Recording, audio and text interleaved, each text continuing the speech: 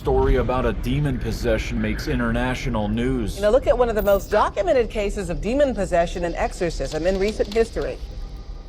You've heard ghost stories before, but how many end with a cop quitting his job, a priest calling the Vatican, and a doctor running out of the room in tears? This isn't just another campfire tale. This is the real-life case where a child walked up a wall, police captured a face in a window, and every professional involved filed official reports saying the same chilling thing. We saw something, and it wasn't human. In 2014, in a quiet neighborhood in Gary, Indiana, a single mom named Latoya Ammons moved into a small rented home with her mother and 3 kids. It was supposed to be a fresh start, but within days, strange things started happening. Flies filled the porch in the middle of winter. Heavy footsteps echoed up the stairs when no one was there. Doors slammed without warning. Lights flickered. And the kids, well, that's when it got weird. One of her sons started talking to something that wasn't there. He'd sit in his room having full conversations with a shadow. Another son would scream in the night, saying someone was pulling him from his bed. Then came the levitation. During a family prayer session, Latoya's 12-year-old daughter reportedly lifted off the bed and floated into the air. Multiple adults saw it happen, including the grandmother. When the girl came down, she had no memory of it at all. That's when Latoya called for help, and help came. But instead of calming things down, it just made things stranger. Over the next few weeks, the house was visited by a local doctor, a child services caseworker, and eventually the Gary Police Department. And here's where this story leaves the world of rumor and enters the world of documentation. Because each of those people wrote official reports about what they saw inside that house. Things they couldn't explain, things they didn't want to believe. Like the day the youngest boy walked backward up a wall in front of a nurse, a doctor, and a state caseworker. No trick, no camera tricks. Just a kid walking up the wall, flipping over his grandma's head, and landing on the floor. One of the women ran out of the room, another cried. The doctor refused to go back inside. Latoya's family wasn't famous. They weren't rich. They weren't looking for attention. But after this, the story exploded. Police opened a full investigation. One officer claimed his body camera short-circuited while he was inside. Another said he took a picture of the house and saw a pale figure standing in the window. The house was supposed to be empty. This wasn't a YouTube hoax. These were grown adults with careers on the line, and they all said the same thing. Something was in that house, and we don't know what it was. After weeks of reports, something had to be done. The Department of Child Services, DCS, scheduled a home visit at the house, but this time they weren't going alone. 2 Gary police officers were assigned to accompany the DCS caseworker. The goal was simple: check on the kids, confirm safety, and inspect the house. But from the moment they stepped inside, the air felt heavy. It felt cold. It was mid-afternoon, but the house was dark. The lights were out, even though the power had been working that morning. One officer noted in his report that the temperature dropped 10 degrees when they walked into the living room. There were no windows open, no working AC, just cold. The basement door was shut. According to Latoya, that's where it lived, whatever it was. The DCS worker asked to see the basement. The family hesitated but agreed. The officers led the way down a steep staircase into a narrow space with dirt floors and concrete walls. That's when they found something strange. In one corner there was a dark oil-like substance dripping down the wall, almost like it was sweating. One officer touched it. It wasn't sticky, it wasn't wet, but it left a smear on his glove that smelled like burned plastic. They wiped it clean. When they came back a few minutes later, it was back. No leak, no pipe, no explanation. Then the DCS worker screamed. She said she felt something grab her hand, something cold and strong. One of the officers drew his weapon, but there was no one there, nothing to see, just empty basement shadows. They left the basement and started taking pictures of the house, room by room. One officer took a shot of the front window just to document the exterior. When he looked at the image, There was a face, a pale shape, almost human, staring back from inside the glass. The officer swore no one was in the room. The door was locked. The family was in the kitchen. The DCS worker confirmed it.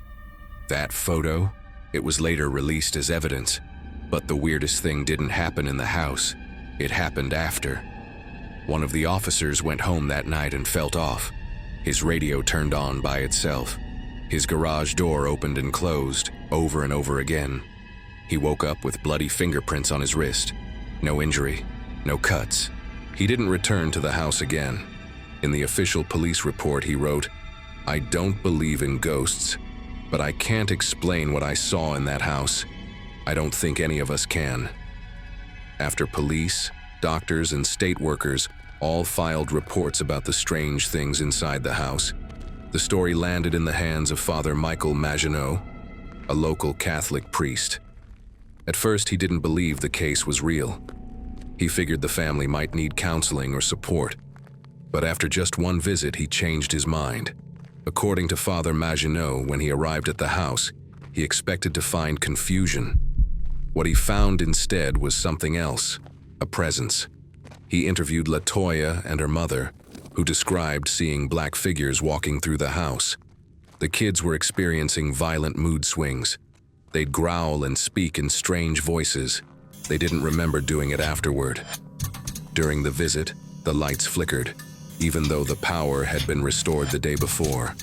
Doors slammed on their own. A candle blew out without wind. One of the boys growled at Father Maginot during a prayer, and LaToya, she wouldn't stop shaking. He tried sprinkling holy water around the house. As he did, she screamed and collapsed on the floor, trembling.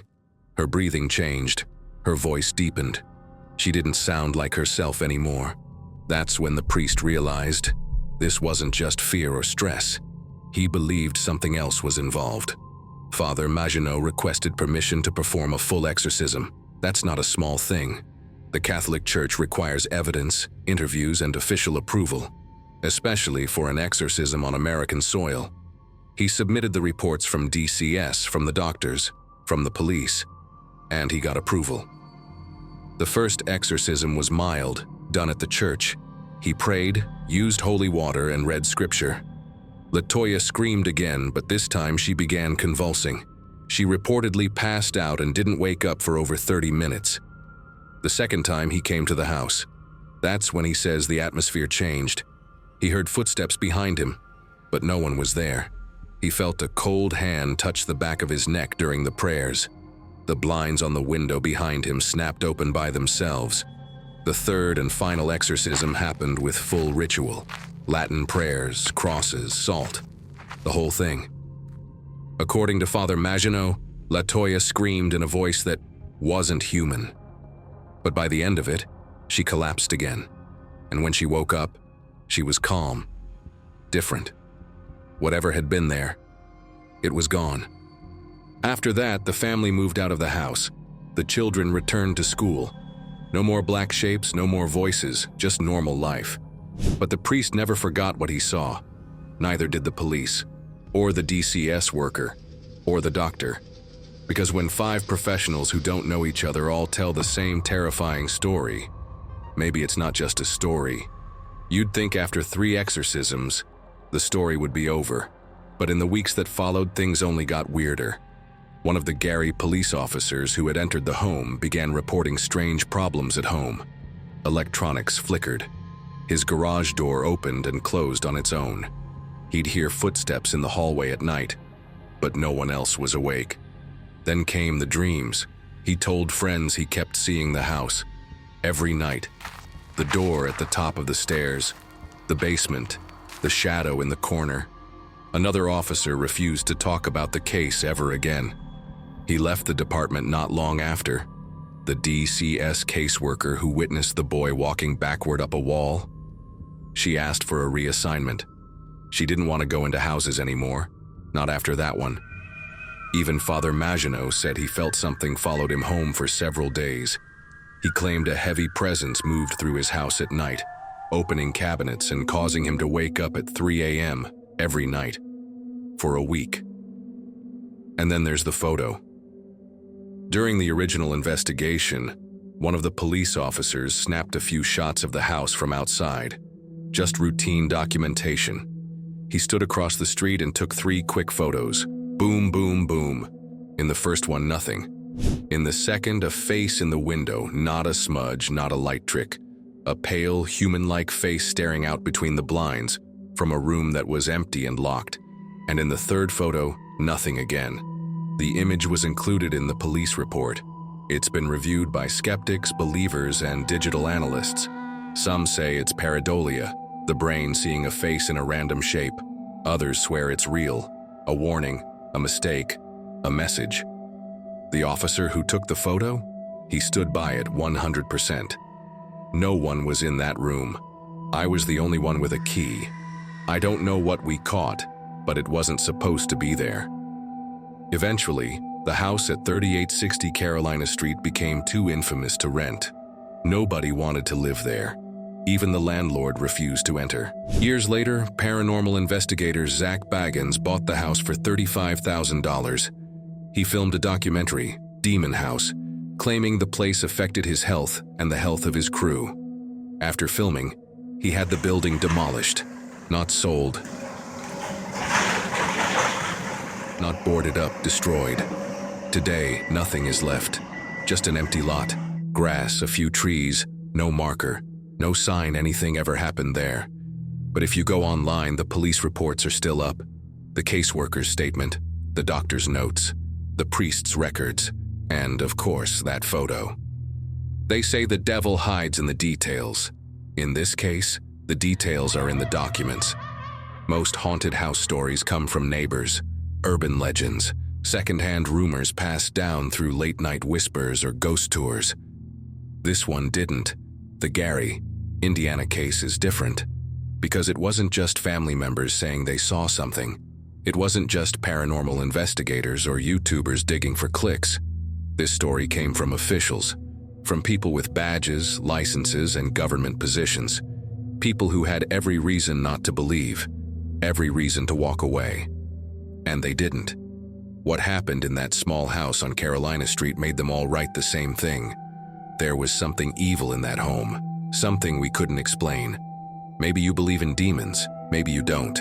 Maybe exorcisms seem like something out of a movie. But this case wasn't fiction. The files are real, the names are real, the photo is real. You can read the full Department of Child Services report online. It's 800 pages long. Even if you strip out every supernatural element, the cold spots, the shadows, the voices, there's still enough left to make the story stand out. A doctor witnessing a child walk up a wall, a state caseworker requesting a priest, a police captain calling in for backup because his equipment kept failing. Those aren't ghost stories. Those are incidents, and they have paper trails.